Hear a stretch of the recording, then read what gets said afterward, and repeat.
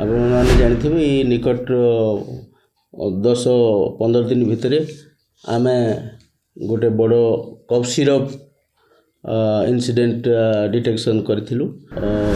Brown sugar जबत होता 26 लाख रु ऊर्ध टंका जबत करी दुई आक्यूज को फरार करा जायछि। गंजी ब्राउन सुगर बिक्री कर इनपुट को लेकिन एसपी सार निर्देश रे गोटे स्पेशल स्क्वाड एंड बोनपाल पुलिस आईएससी को लीडरशिप रे रेड करी 5 जन मुदला को धरछंती। आपण मन जानिछंती हमर माननीय डीजी साहब को निर्देश क्रमे सारा राज्य रे ऑपरेशन प्रहार 2.0 जारी रही। ये निर्देश क्रम अनुगुल डिस्ट्रिक्ट रे मध्य आमर एसपी सार को डायरेक्ट सुपरविजन रे ये प्रहार ऑपरेशन जारी रही। आपण माने जानिथिबे ये निकट 10-15 दिन भितर आमे गोटे बड़ कफ सिरप इनसीडेंट डिटेक्शन करूँ। इलीगल कफ सिरप एवं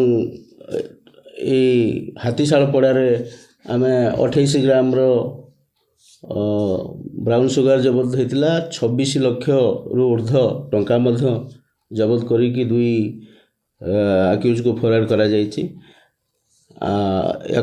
आमर एसपी सार निर्देश क्रमे गोटे स्पेशल स्क्वाड भी लोकल पुलिस सहित पुलिस स्टेशन स्टाफ सहित मिसिकी रेड जारी रखिछंती। गतकाली से गोटे इंटेलिजेंस इनपुट थिला जे बोनपाल थाना अंतर्गत आलमुनिया पार्क रे गंजी ब्राउन सुगर बिक्री करछंती। ए इनपुट को लेकिन एसपी सार निर्देश रे गोटे स्पेशल स्क्वाड एंड बोनपाल पुलिस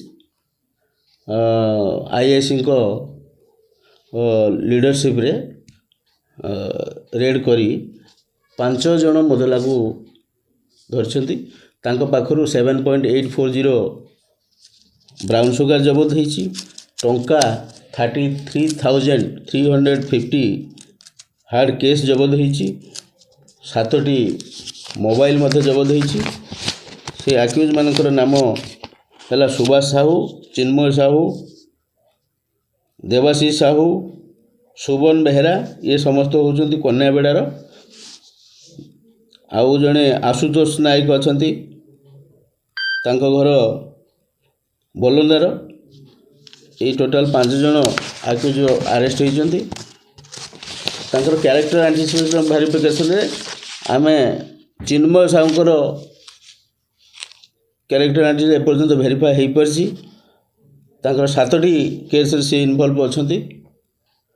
अन्य आक्यूज मानकर कैरेक्टर अंडर वेरिफिकेशन रही से माने अरेस्ट होइछंती। आज माननीय कोर्ट को फरार है। बेपार केस अच्छी नालकोर जोटा अच्छी से ब्राउन सुगर केस रही एनडीपीएस केस अलग अनुगुल थाना अलग miscellaneous and property offence cases रही 392 आईपीसी रो भी केस रही।